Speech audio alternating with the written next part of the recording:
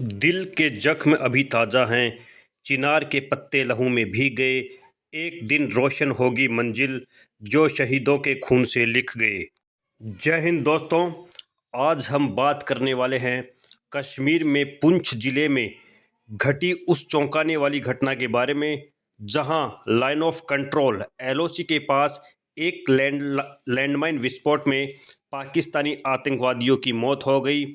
यह घटना 7 फरवरी 2025 को बटाला सेक्टर में घटी, जो भारत पाकिस्तान सीमा का एक संवेदनशील इलाका है। आइए विस्तार से जानते हैं कि क्या हुआ था और इसके पीछे की पूरी कहानी क्या है। LOC line of control Bharat और पाकिस्तान के बीच एक वास्तविक रेखा है, जहां से पाकिस्तान द्वारा भारत में घुसपैठ की कोशिशें अक्सर होती रहती हैं। पुंछ जिले का बटाला सेक्टर अपने दुर्गम इलाके और निगरानी की चुनौतियों के लिए जाना जाता है। इस साल बर्फबारी कम होने के कारण पहाड़ी रास्ते खुले हुए हैं, जिससे आतंकवादियों को घुसपैठ का मौका मिलता है। भारतीय सेना ने यहां लैंडमाइन, नाइट विजन डिवाइस और इलेक्ट्रॉनिक निगरानी जैसे उपायों से एंटी इन्फिल्ट्रेशन ग्रिड बनाया है। 7 फरवरी की सुबह 5 पाकिस्तानी आतंकवादी पीओके से भारतीय क्षेत्र में घुसने की कोशिश कर रहे थे। रिपोर्ट्स के मुताबिक उनमें से एक ने भारतीय सीमा पर लगे लैंडमाइन पर जैसे ही कदम रखा तो बहुत बड़ा विस्फोट हो गया, जिससे उस भीषण विस्फोट के कारण सभी 5 आतंकवादी मारे गए।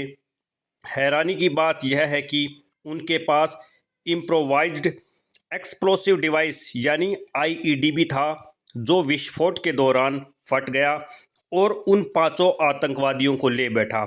मतलब वो 5 आतंकवादी वहीं पर मारे गए।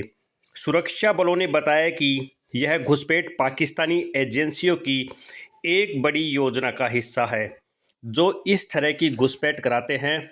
ये आतंकवादी पाकिस्तानी फ़ौज की आड़ में भारतीय सीमा में घुसने की कोशिश कर रहे थे। आखिर मियाँ की दौड़ मस्जिद तक ही होती है और बकरे की माँ कब तक खैर मनाएगी। ये सभी 5 आतंकवादी मारे गए। एलओसी लाइन ऑफ कंट्रोल पर लैंडमाइन बिछाना भारत की एंटी इन्फिल्ट्रेशन रणनीति का अहम हिस्सा है। भारतीय सेना इस तरह के कई लैंडमाइन सीमावर्ती इलाकों में 2021 से बिछा चुकी है और बिछा रही है, जहां से घुसपैठ की संभावनाएं सबसे ज़्यादा हैं। ये माइंस नो मैंस लैंड में लगाए जाते हैं, जहां किसी के आने जाने की इजाज़त नहीं होती सिवाय आर्मी पर्सनल के। इसके अलावा भारतीय सेना सीमावर्ती इलाकों में ड्रोन से भी सर्विलांस करती है और ह्यूमन इंटेलिजेंस के जरिए सेना पाकिस्तान की हर गतिविधियों पर नज़र बनाए रखी है। केंद्रीय गृह मंत्री अमित शाह ने हाल ही में जम्मू और कश्मीर की सुरक्षा को लेकर एक हाई लेवल मीटिंग की थी, जिसमें जीरो इन्फिल्ट्रेशन और जीरो टॉलरेंस की नीति पर जोर दिया गया।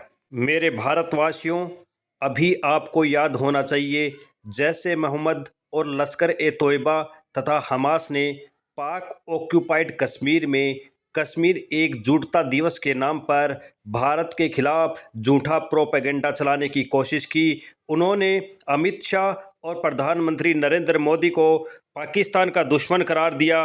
और सबसे बड़ी दिलचस्प बात यह है कि यह घटना पाकिस्तानी प्रधानमंत्री शहबाज शरीफ के उस बयान के बाद हुई, जिसमें उन्होंने कश्मीर मुद्दे को बातचीत से सुलझाने की बात कही थी।